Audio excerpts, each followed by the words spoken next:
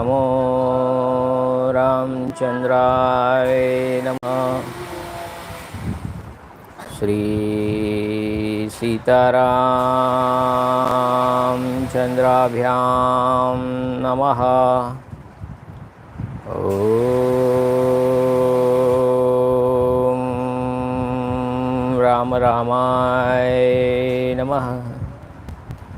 ओम ह्रीं रामाय नमः। ओम श्रीं रामाय नमः। ओम ऐं रामाय नमः। श्री रामचंद्र चरणो मनसा स्मरामि। श्री रामचंद्र चरणो वचसा गृह्णामि। श्री रामचंद्र चरणो शिरसा नमामि। श्री रामचंद्र चरणो शरणं प्रपद्ये। नमस्कार वडीलों मित्रों, मैं ठक्कर आशीष आपका श्रीमद वाल्मीकि रामायण ओरिजिनल श्री राम कथा में आपका हार्दिक स्वागत करता हूँ। This is original Valmiki Ramayan narrated by Valmiki Rishi, the glory of Bhagwan Shri Ram. जय श्री राम, जय जय Shri Ram. Narrated by Valmiki Rishi and published by Gita Press Gorakhpur. This is episode number 158 and Aranyakanda और 44वां सर्ग चल रहा है। हिंदी एवं इंग्लिश में एक साथ चल रहा है। इसका already Gujarati word to word line by line, Hindi word to word line by line link description में दी गई है और Ramcharitmanas All India Radio Akashvani की संगीतमय रामचरितमानस कथा की भी लिंक डिस्क्रिप्शन में दी गई है, तो उसे ज़रूर सुनाएं। ये परम पवित्र पावन कथा जो हजारों जन्मों के पाप को दूर करने वाली है और पुण्य का उदय करने वाली है, इसका हम रसपान करते हैं। दुनिया के 165 देशों में 165 countries recognize Bhagwan Shri Ram as a God. भगवान को मानते हैं। मलेशिया हो, इंडोनेशिया हो, जापान हो, जावा द्वीप हो, बर्मा हो, सब जगह राम भगवान की मूर्तियाँ भी हैं और उनकी ये जो रामायण कथा है, युद्ध कांड तक का ही रामायण सही है, बाकी का प्रक्षिप्त है। ये पूरी दुनिया में ये कथा सुनाई जाती है, उसका नाट्य रूपांतरण भी होता है जिसको हम रामलीला बोलते हैं। तो ये इतने सारे देश, गुरु नानक जो सिख धर्म के स्थापक हैं, उन्होंने भी राम भगवान का नाम ग्रंथ साहिब में हजारों बार लिया है। तो ऐसे हमारे जो भगवान हैं, क्यों ऐसे भगवान को हम क्यों मानते हैं? तो ये प्रश्न जो है, जी भगवान से हमें प्रेरणा क्या मिलती है कि अच्छे पुत्र बनो, अच्छे पति बनो, अच्छे राजा बनो। ये सब गुण जो है राम भगवान में दृढ़ प्रतिज्ञ हैं। राम भगवान कभी दो बातें नहीं करते, सत्य प्रतिज्ञ हैं और साधु महर्षियों की सेवा पूजा करने वाले हैं। इसीलिए तो वो दंडकारण्य में आए हैं। जो महर्षियों को, साधु पुरुषों को परेशान करते थे राक्षस, उनको मौत के घाट उतारने के लिए ही तो राम भगवान आए हैं। तो समाज में भी ऐसे दुष्ट लोग होते हैं जो राक्षस स्वरूप होते हैं, उनसे भी हमें समाज को उनके सामने कोई बोल ही नहीं सकता है, सब सहन करते हैं। तो कौन बोलेगा? तो राम बनना पड़ेगा, आपको सामना करना पड़ेगा। जो पंजाबी लोग हैं देख के, हाँ, वो अन्याय सहन नहीं करते हैं, क्योंकि सिख धर्म का जो है वो राम भगवान पर ही बेस्ड है, रामायण पर ही बेस्ड है और वो शौर्य का धर्म है। वो हथियार रखते हैं, हथियार उठाते हैं। तो यही तो हमारे राम भगवान की खासियत है। ऐसी बहुत ही बहुत ही खासियतों से भरी हुई ये रामायण कथा, जिसमें आप क्या पाएंगे कि राम भगवान खुद संवाद कर रहे हैं। आपको राम भगवान को सुनना है, वो क्या बात कर रहे हैं। हनुमान जी को सुनना है, वो क्या बात कर रहे हैं, क्या सोचते हैं। लक्ष्मण जी क्या सोचते हैं, सीता जी क्या सोचती हैं, क्या बोलती है, ये सब रामायण, वाल्मीकि रामायण में अक्षरशः लिखा है। तो आप खाली बस मूर्ति की पूजा करना नहीं, वो भगवान क्या बोले, क्या जवाब दिया, क्या सोचा, सब कुछ इसमें लिखा है। तो अगर आप सही अर्थ में भगवान के भक्त बनना चाहते हैं, सही अर्थ में भगवान की कृपा चाहते हैं, तो ये रामायण पढ़े, पढ़ावे, सुने, सुनावे। तो शुरू करते हैं आज का एपिसोड नंबर 158, लेके श्री राम प्रभु का नाम। जय Shri Ram.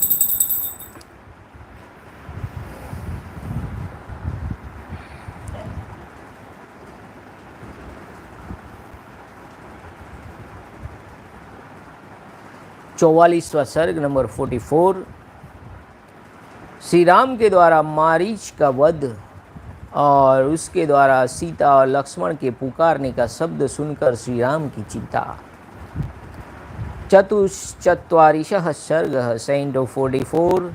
Ram kills Marich and feels concerned to hear his call to Sita and Lakshmana।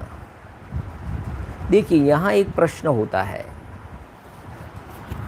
कई प्रश्न अगर आप बुद्धि से सोचे तो प्रश्न उठता है। मैं जो गुरुजन हैं, साधुजन हैं, जो सुनते हैं कथा, जो विद्वान है, जो कथा का रसपान कौन करता है, जिस पे राम भगवान की कृपा होती है। जो अभी सुन रहे हैं वो राम भगवान की कृपा के पात्र हैं, तभी वो सुन रहे हैं। तो उनसे मेरा ये प्रश्न है, अगर कोई जवाब है तो दीजिए। प्रश्न तो होने ही चाहिए। अल्बर्ट आइंस्टाइन ने भी कहा है, डू नॉट स्टॉप क्वेश्चनिंग। तो मारीच को पता था कि मरना है, या तो रावण के हाथ हो या राम भगवान के हाथ हो। राम भगवान के हाथों मरने का उसने निश्चय कर लिया। ठीक है, राम भगवान ने उसको तीर मारा, अभी देखिए हम सुनेंगे। फिर वो क्यों सीता जी और लक्ष्मण का नाम पुकारता है। आखिर में काम तो राक्षस वाला ही किया, जो रावण का उद्देश्य था उसको ही पूर्ण किया। तो जो प्रकृति होती है, राक्षस प्रकृति, वो अंत समय में भी नहीं बदलती, ये हम कह सकते हैं। तो देखिए, लक्ष्मण को इस प्रकार आदेश देकर रघुकुल का आनंद बढ़ाने वाले महातेजस्वी श्री रामचंद्र जी ने सोने की मुठ वाली तलवार कमर में बांध ली। तत्पश्चात पराक्रमी रघुनाथ जी 3 स्थानों में झुके हुए अपने आभूषण रूप धनुष को हाथ में ले पीठ पर 2 तरकस बांधकर वहाँ से चल दिए। राजा धीराज श्री राम को आते देख वह वन्य मृगों का राजा कांचन मृग भय के मारे छिप गया, किंतु फिर तुरंत ही उनके दृष्टि पथ में आ गया। Having duly cautioned as above his aforesaid brother Lakshman, Sri Ram, the delight of the Raghus, for his part, who was possessed of exceptional glory, fastened to his girdle his sword with a golden hilt. Then seizing his triply curved bow, which served as his adornment, and fastening 2 quarters, Sri Ram of terrific prowess sailed forth. Observing Sri Ram, the ruler of the rulers, approaching, Marich, the foremost of a deer, went out of sight a while through fear and again come into the full view.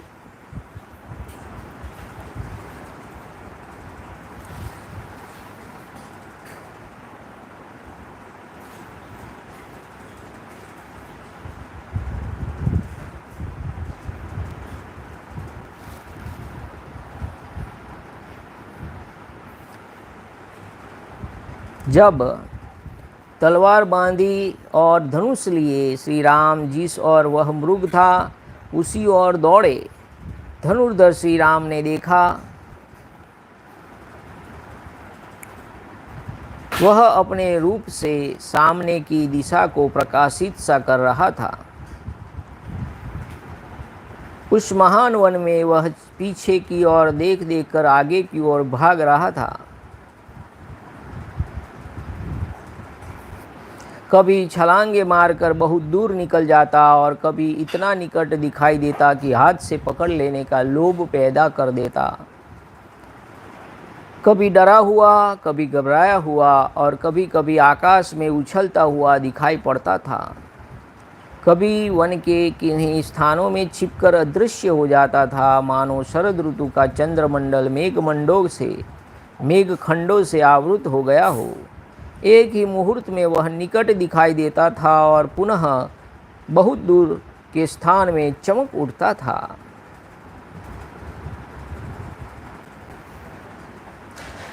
Taking his bow with the sword fastened to his greed, Sri Ram, the wielder of a bow, ran fast toward the spot where the deer stood and saw it radiating luster as it were by its form. In front of it, looking back again and again, it ran into the large forest. Now it slipped past after a leap and then tempted Sri Ram to catch hold of it by coming very near. Now it appeared seized with the fear of being hurt by Sri Ram's arrow, utterly confused and leaping in the air, while at other time it disappeared into some depths of the forest like the orb of the autumnal moon screened by fragmented clouds. Just after a while it came visible at hand and again flashed into views at a distance the very next moment. इस तरह प्रकट होता और छिपता हुआ वह मृग रूपधारी मारीच श्री रघुनाथ जी को उनके आश्रम से बहुत दूर खींच ले गया. Just by coming into view and going out of sight, that notorious Marich, who had assumed the form of deer, bore Shri Rama, season of Raghu, far away from his hermitage. उसका लक्ष्य यही था कि राम भगवान और लक्ष्मण को वहाँ से दूर हटाना है. उस समय उससे मोहित हुए और विवश होकर श्री राम कुछ कुपित हो उठे और थक कर वह एक जगह छाया का आश्रय ले हरी हरी घास वाली भूमि पर खड़े हो गए. Beguiled by him and feeling helpless, Sri Ram, a season of Kakutsa, for his part, felt enraged and seeking the shade of a tree. Truly exhausted as he was, stood at ease on a spot covered with velvety grass. इस मृग रूपधारी निशाचर ने उन्हें उन्मत्त सा कर दिया था. थोड़ी ही देर में वह दूसरे मृगों से गिरा हुआ पास ही दिखाई देता था. The ogre appearing in the form of a deer puzzled him. Surrounded by other deer, he presently come into view, not far off. Shri Ram मुझे पकड़ना चाहते हैं, यह देखकर वह फिर भागा और भय के मारे पुनः तत्काल ही अदृश्य हो गया. Beholding Ram anger to capture it, it took to flight once more and out of fright instantly went out of sight again. तदंतर वह पुनः दूरवर्ती वृक्ष समूह से होकर निकला. उसे देखकर महातेजस्वी श्री राम ने मार डालने का निश्चय किया. तब वहाँ क्रोध में भरे हुए बलवान राघवेंद्र श्री राम ने तर्कस से सूर्य की किरणों के समान तेजस्वी एक प्रज्वलित एवं शत्रु संहारक बाण निकालकर उसे अपने सुदृढ़ धनुष पर रखा और उस धनुष को जोर से खींचकर उस मृग को ही लक्ष्य करके फुफकारते हुए सर्प के समान सनसनाता हुआ वह प्रज्वलित एवं तेजस्वी बाण जिसे ब्रह्मा जी ने बनाया था छोड़ दिया। वज्र के समान तेजस्वी उस उत्तम बाण ने मृग रूपधारी मारीच के शरीर को चीरकर उसके हृदय को भी विदीर्ण कर दिया। उसकी चोट से अत्यंत आतुर हो वह राक्षस ताड़ के बराबर उछलकर पृथ्वी पर गिर पड़ा। उसका जीवन समाप्त हो चला था। वह पृथ्वी पर पड़ा पड़ा भयंकर गर्जना करने लगा और मरते समय मारीच ने अपने उस कृत्रिम शरीर को त्याग दिया। फिर रावण के वचन का स्मरण करके उस राक्षस ने सोचा कि किसी उपाय से सीता लक्ष्मण को यहाँ भेज दे और सुने आश्रम से रावण उसे हर ले जाए। Then again it issued forth from a distant cluster of trees, seeing the deer and pulling out with great fury a blazing arrow bright as a sunbeam and capable of destroying the enemies, nay, firmly sitting into the bow and aiming it at that very animal. Drawing the bow with full force, the mighty Shri Ram, the celebrated season of Raghu, for his part, who was endowed with extraordinary energy and had made up his mind to make short work of the deer, discharged in that forest that flaming and effulgent missile fashioned by Brahma the creator, and looking like a fiery serpent, having thoroughly and deeply penetrated through the heart of the deer, from the excellent arrow which shone brightly as lightning pierced the heart of Marich himself, bounding as high as a plumberry tree. The deer, which felt sore afflicted, fell down to the ground and uttered a terrific roar, its life being very short. While dying, however, Marich said that assumed form.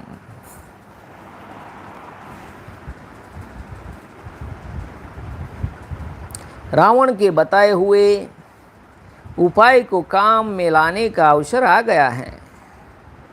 यह समझकर उसने श्री रामचंद्र जी के ही समान स्वर में हा सीते हा लक्ष्मण कहकर पुकारा। Recalling the instruction of Ravan, the ogre for his part reflected how Sita should send away Lakshman to the spot, and how Ravan should bear her away in her isolation.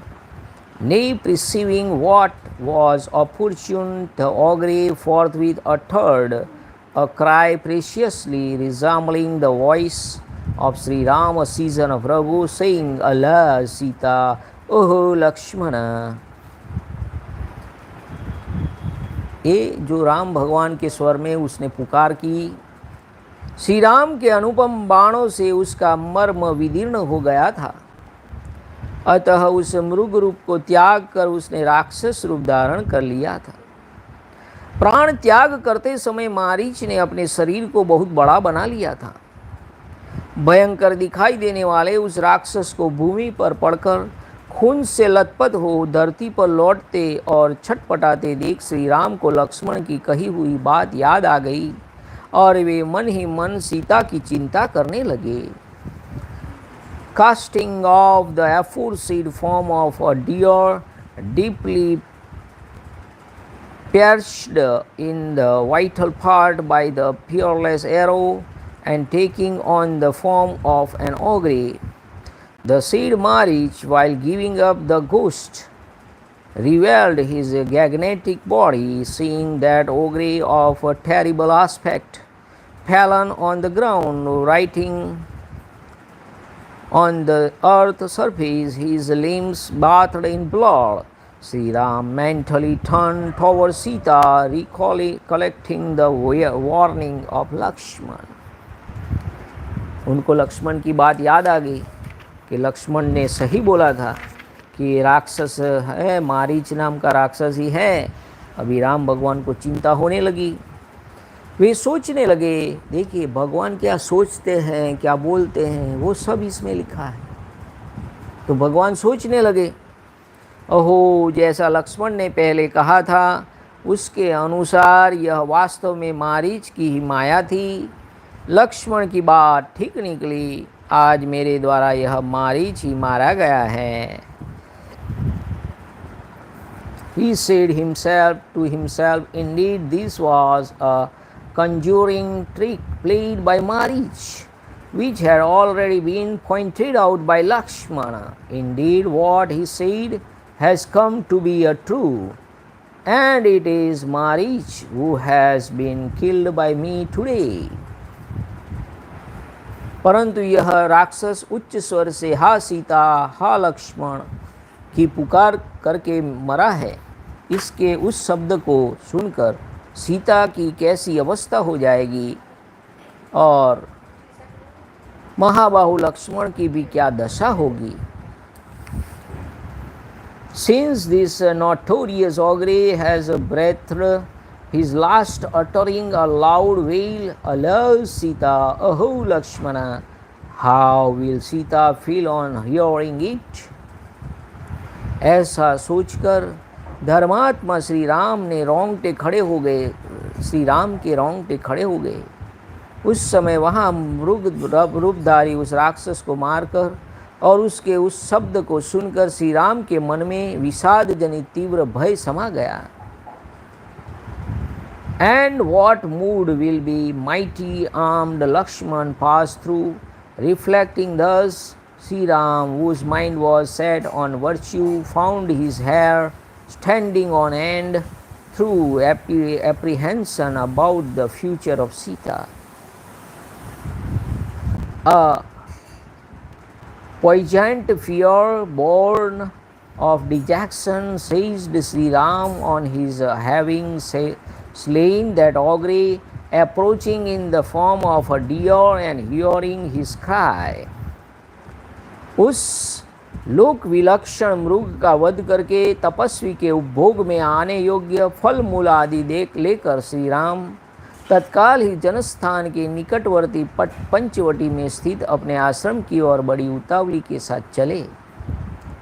Having made short work of his that uncommon spotted deer and taking fruits, etc., fit for the consumption of ascetics, Sri Ram, a season of Raghu, then hastily proceeded towards his hermitage in the Janasthana.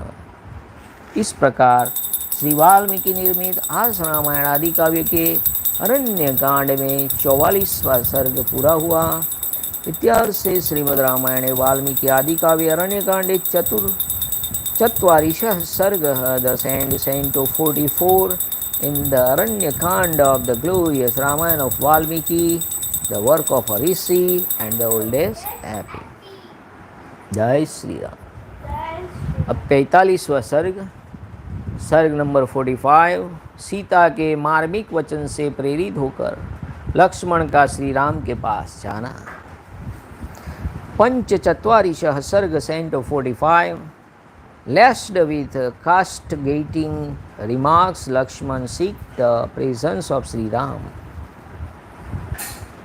उस समय one में जो आर्तनाद हुआ उसे अपने पति के स्वर से मिलता जुलता जान श्री सीता जी लक्ष्मण से बोली, हे भैया। देखिए सीता जी लक्ष्मण को क्या बोल रही है, देवर जी नहीं बोल रही है, भैया भाई बोल रही है। भैया जाओ श्री रघुनाथ जी सुधी लो, उनकी सुधी लो, उनका समाचार जानो। Recognize the piteous cry heard in the forest as akin to the voice of her lord.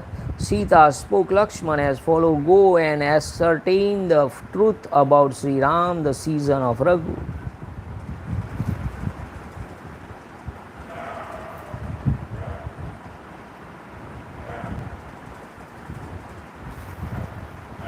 उन्होंने बड़े आर्त स्वर में हम लोगों को पुकारा है। मैंने उनका वह शब्द सुना है, वह बहुत उच्च स्वर से बोला गया था। उसे सुनकर मेरे प्राण और मन अपने स्थान पर नहीं रहे हैं। मैं घबरा उठी हूँ। तुम्हारे भाई वन में आर्तनाद कर रहे हैं। वे कोई शरण राक्षस का सहारा चाहते हैं, वो कोई शरण और रक्षा का सहारा चाहते हैं। तुम उन्हें बचाओ। जल्दी ही अपने भाई के पास दौड़े हुए जाओ। जैसे कोई सांड सिंह के पंजे में फंस गया हो, उसी प्रकार वे राक्षसों के वश में पड़ गए हैं। अतः जाओ। सीता के ऐसा कहने पर भी भाई के आदेश का विचार करके लक्ष्मण नहीं गए। Surely you out to rescue your elder brother, crying piteously in the forest, rush at once to the side of your brother fallen into the hands of ogres, as a bull into the clutch of lion, and as such seeking your protection, recalling as he did the command of his brother not to leave her alone. Lakshman, however, did not stir, even though urged in the foregoing words. Lakshman ने मना कर दिया कि नहीं, मैं आप भैया ने मना किया है, मैं नहीं जा सकता। उनके इस व्यवहार से वह जनक किशोरी सीता क्षुब्ध हो गई और उनसे इस प्रकार बोली, हे सुमित्रा कुमार, तुम मित्र रूप में अपने भाई के शत्रु ही हो, जान पड़ते हो। इसलिए तुम इस संकट की अवस्था में भी भाई के पास नहीं पहुंच रहे हो। लक्ष्मण, मैं जानती हूं तुम मुझ पर अधिकार करने के लिए इस समय श्री राम का विनाश ही चाहते हो। Getting upset thereby, Sita, daughter of Janak, spoke to him on that occasion as follows: You are as it were an enemy of your brother in the guise of a friend. O Lakshman, son of Sumitra, in that you do not trust to the help of your brother, even in the predicament for my sake. O Lakshman, you wish Sri Ram to perish.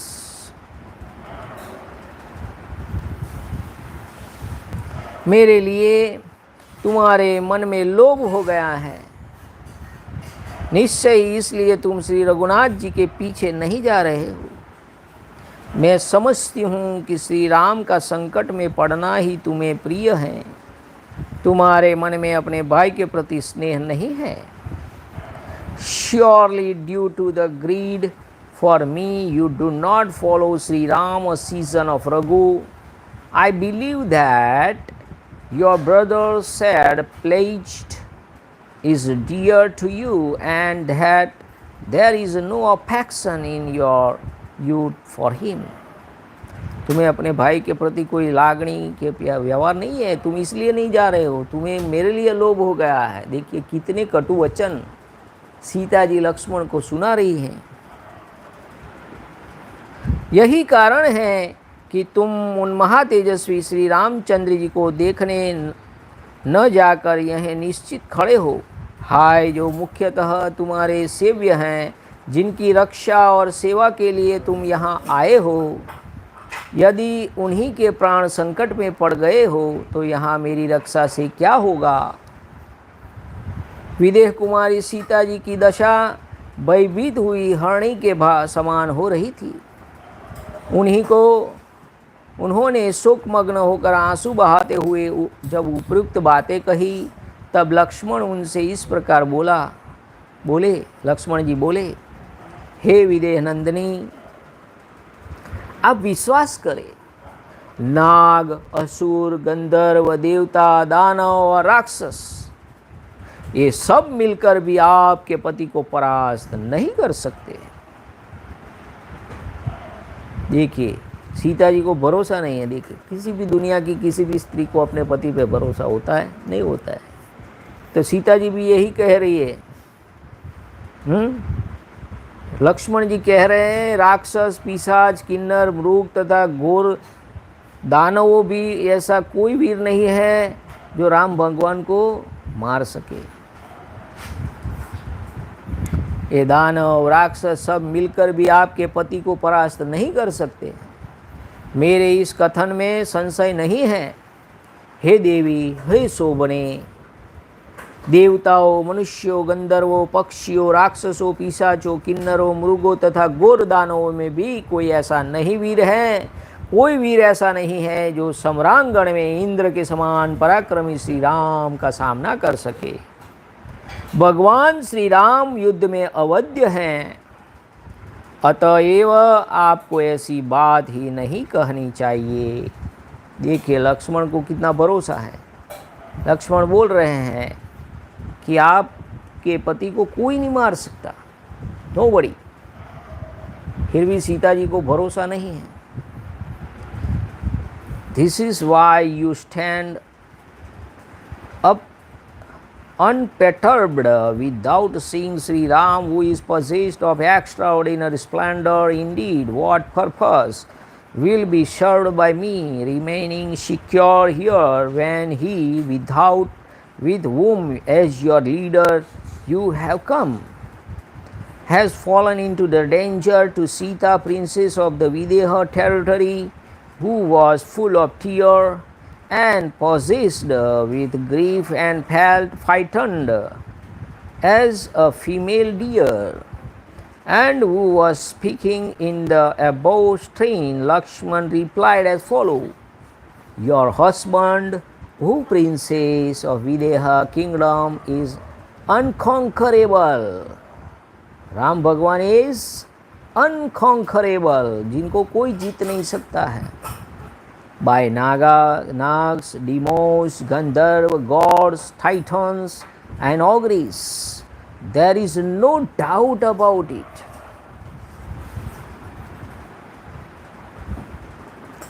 There exist none among the gods and human beings, gandharva, birds, ogres, friends, kinners and wild beasts, as well as among the terrible demons, O blessed lady, who can encounter in battle Sri Ram? Nobody. Who is equal to the Indra? Nay, Sri Ram cannot be killed in an encounter.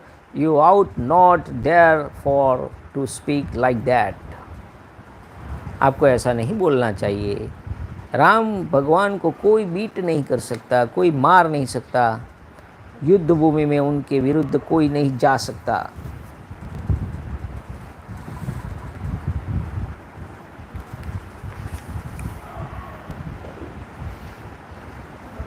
Shri Ramchandra ji की अनुपस्थिति में इस one के भीतर मैं आपको अकेली नहीं छोड़ सकता। सैनिक बल से संपन्न बड़े बड़े राजा अपनी सारी सेनाओं के द्वारा भी श्री राम के बल को कुंठित नहीं कर सकते। देवताओं तथा इंद्र आदि के साथ मिले हुए तीनों लोग भी यदि आक्रमण करें तो भी वे श्री राम के बल का वेग नहीं रोक सकते हैं। अतः आपका हृदय शांत हो, आप संताप छोड़ दे। देखिए राम भगवान ने भी लक्ष्मण की बात नहीं समझी, सीता जी भी समझने को तैयार नहीं हैं। I dare not leave you in the forest without Sri Ram, a season of Raghu. His might cannot be repulsed even by the force of mighty warrior, nor even by the three worlds joined together, including gods and the three lords of the universe, Brahma, Vishnu and Shiva. Let your heart therefore be at ease, and let all agony be said by you. देखिए यहाँ English में लिखा है कि अगर तीनों लोक और तीनों देवता जो ब्रह्मा, विष्णु और महेश उनको मानते थे भगवान, इन्होंने भी अगर युद्ध कर दिया तो भी राम भगवान को कोई हरा नहीं सकता। आपके पतिदेव उस सुंदर मृग को मारकर शीघ्र ही लौट आएंगे। वह शब्द जो आपने सुना था अवश्य ही उनका नहीं था। किसी देवता ने कोई शब्द प्रकट किया हो ऐसी बात भी नहीं है। वह तो उस राक्षस की गंधर्व नगर के समान झूठी माया ही थी।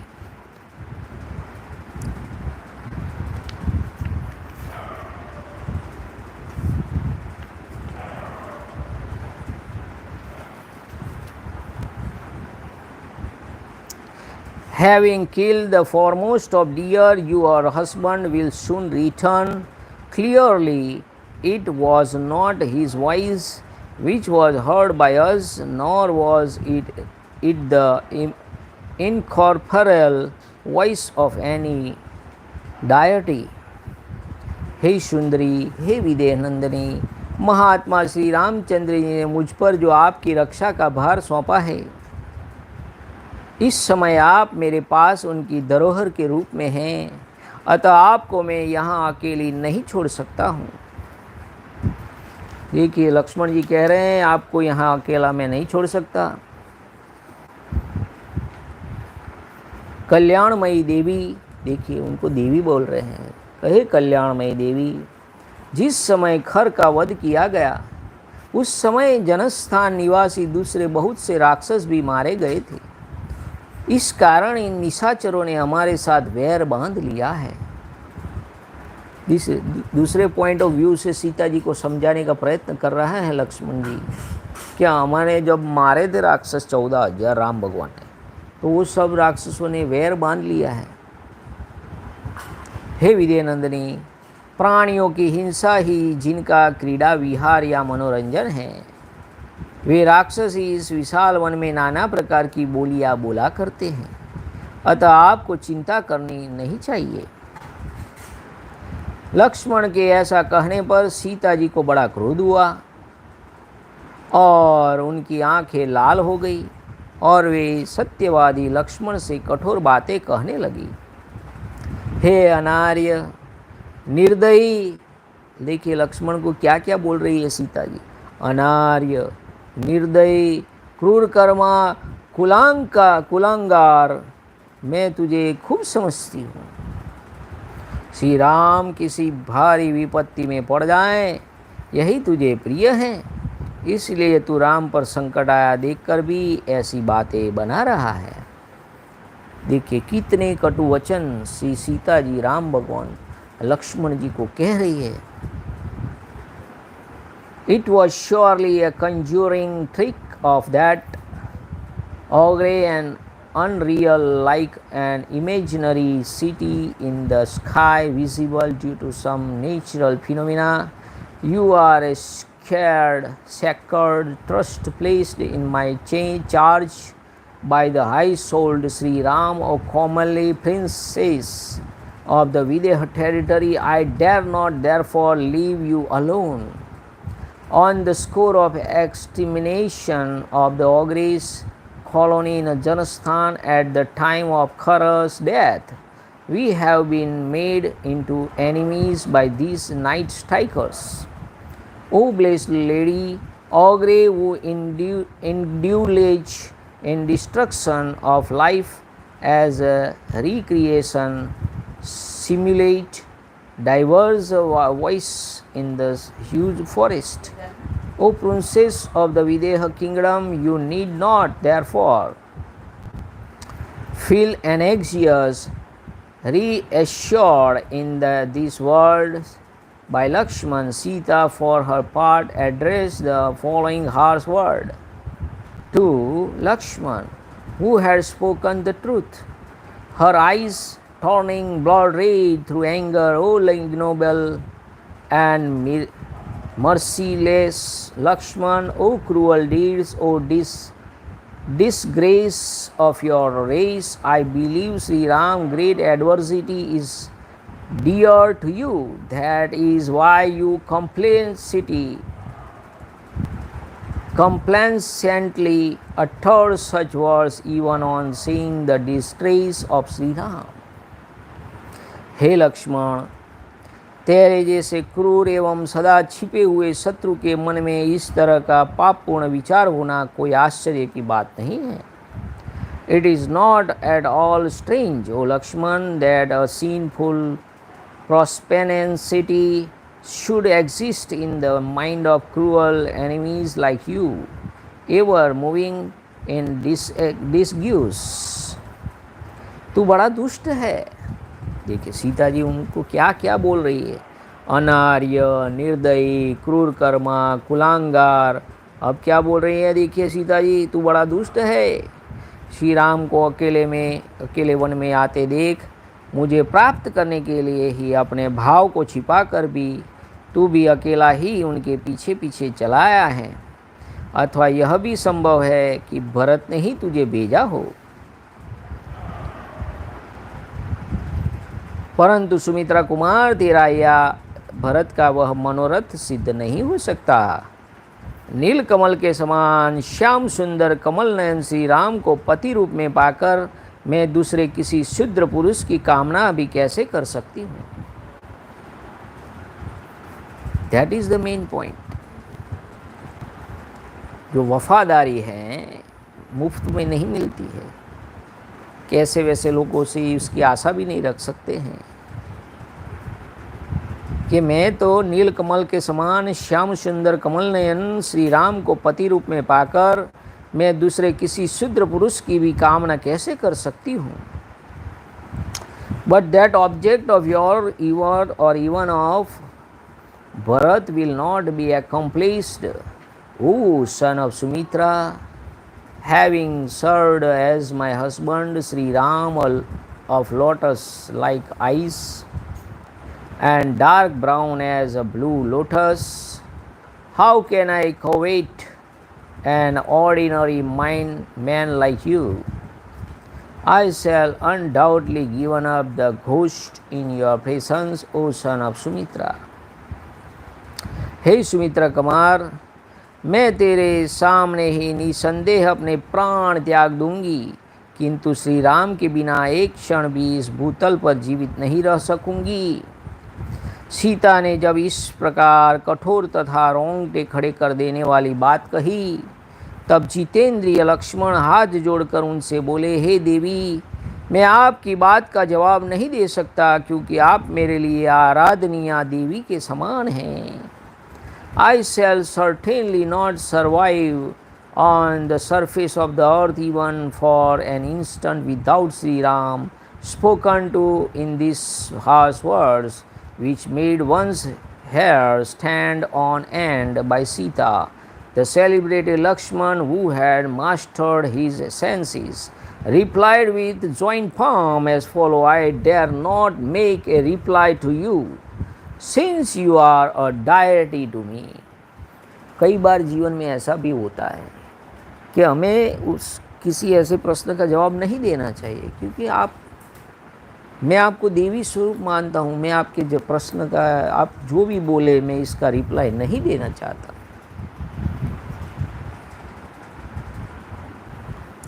मिथिलेश कुमारी, ऐसी अनुचित और प्रतिकूल बातें मुंह से निकालना स्त्रियों के लिए आश्चर्य की बात नहीं है, क्योंकि इस संसार में नारियों का ऐसा स्वभाव बहुधा देखा जाता है. It is no wonder at all for women to utter words which are not worthy of them, O princess of Mithila, for such is the nature of woman which is observed in these words. स्त्रियां प्रायः विनय आदि धर्मों से रहित, चंचल, कठोर और घर में फूट डालने वाली होती हैं. विदेह कुमारी जानकी, आप यह बात मेरे दोनों कान में तपाए हुए लोहे के समान लगी है. मैं ऐसी बात सह नहीं सकता हूँ. स्त्रियां प्रायः विनय आदि धर्मों से रहित, चंचल, कठोर तथा घर में फूट डालने वाली होती हैं. विदेह कुमारी जानकी, आपकी यह बात मेरे दोनों कानों में तपाए हुए लोहे के समान लगी है. मैं ऐसी बात सह नहीं सकता. इस वन में विचरने वाले सभी प्राणी साक्षी होकर मेरे कथन को सुने. मैंने न्याययुक्त बात कही है, तो भी आपने मेरे प्रति ऐसी कठोर बात अपने मुंह से निकाली है. निश्चय ही आज आपकी बुद्धि मारी गई है, आप नष्ट होना चाहती हैं। धिक्कार है आपको जो आप मुझ पर ऐसा संदेह करती हैं। मैं बड़े भाई की आज्ञा का पालन करने में दृढ़तापूर्वक तत्पर हूँ और आप केवल नारी होने के कारण साधारण स्त्रियों के दुष्ट स्वभाव को अपनाकर मेरे प्रति ऐसी आशंकाएं करती हैं। अच्छा, अब मैं वहीं जाता हूँ जहाँ भैया श्री राम गए हैं। हे सुमुखी, आपका कल्याण हो।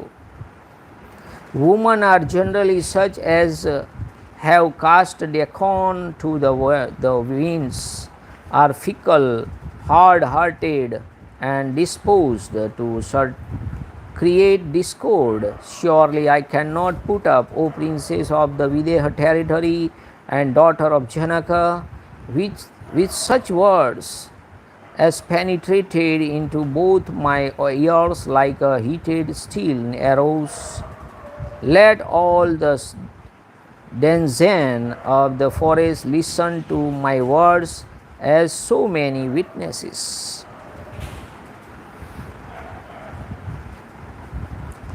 विशाल लोचने, वन में संपूर्ण देवता आपकी रक्षा करे, क्योंकि इस समय मेरे सामने जो बड़े भयंकर अपशकुन प्रकट हो रहे हैं उन्होंने मुझे संशय में डाल दिया है। क्या मैं श्री रामचंद्र जी के साथ लौटकर पुनः आपको सकुशल देख सकूंगा? Since I have spoken what is right, have been castigated by you in harsh words, pay upon you who are going to perish, insomuch as you distrust in this way, through feminine nature and a wicked disposition, me who firmly abide by the word of my elder brother, I leave for the spot where Shri Rama Katha is. May all be well with you. O lady of charming countenance, let all the Salvan deities protect you. O large-eyed lady, the truthful evil portents which appear before my eyes indeed make me doubtful whether when come back with Sri Ram I shall be able to see you. Lakshman के ऐसा कहने पर जनक किशोरी सीता रोने लगी। उनके नेत्रों से आंसुओं की तीव्र धारा बहने लगी। वह उन्हें इस प्रकार उत्तर देती हुई बोली, crying and bathed in gushing stream of tears, when spoken to in these words, Sita, daughter of Janaka, forthwith replied as follows: हे लक्ष्मण, मैं श्री राम से बिछुड़ जाने पर गोदावरी नदी में समा जाऊंगी, अथवा गले में फांसी लगा लूंगी, अथवा पर्वत के दुर्गम शिखर पर चढ़कर वहां से अपने शरीर को नीचे डाल दूंगी, या तीव्र विष पान कर लूंगी, अथवा जलती आग में प्रवेश कर जाऊंगी, परंतु श्री रघुनाथ जी के सिवा दूसरे किसी पुरुष का कदापि स्पर्श नहीं करूंगी। Bereft of Sri Ram, O Lakshman, I shall take a plunge into the Godavari, or hang myself, or cast off my body by climbing up a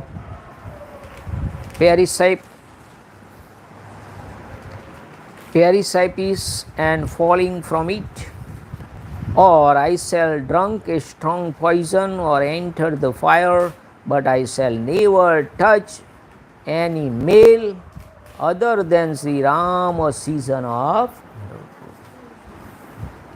मैं अपने पति के सिवा किसी दूसरे के स्पर्श को भी नहीं सहन करूंगी। अभी तो देखिए कैसा ज़माना है, जब नौकरी पे जॉब पे जाती हैं स्त्रियां तो रिक्शा में कैसे बैठती आपने देखा होगा। कहाँ सतीत्व है, फिर कहाँ उद्धार है।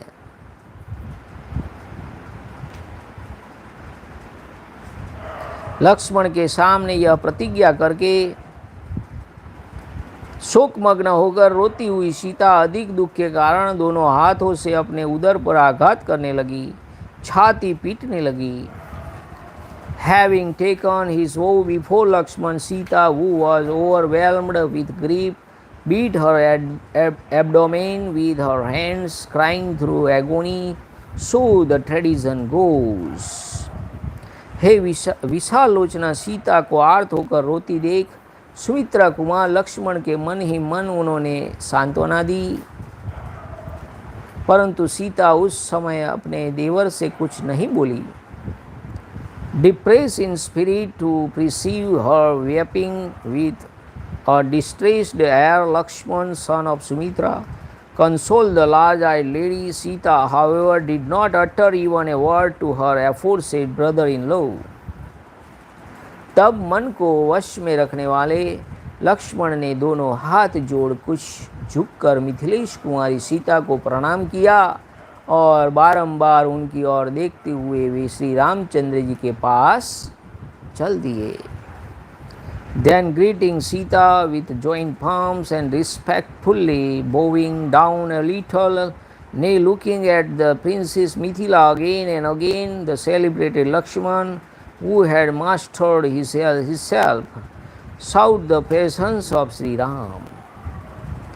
इस प्रकार श्री वाल्मीकि निर्मित आर्ष रामायण आदि काव्य के अरण्य कांड में 45वां सर्ग पूरा हुआ. इत्यार्षे श्रीमद् रामायणे वाल्मीकि आदि काव्ये अरण्य कांडे पंचचत्वारिंश सर्गः. Thus ends Canto 45 in the Aranyakand of the glorious Ramayana of Valmiki, the work of Rishi and the oldest epic. जय श्री राम. नमः पार्वती पतये हर हर महादेव हर.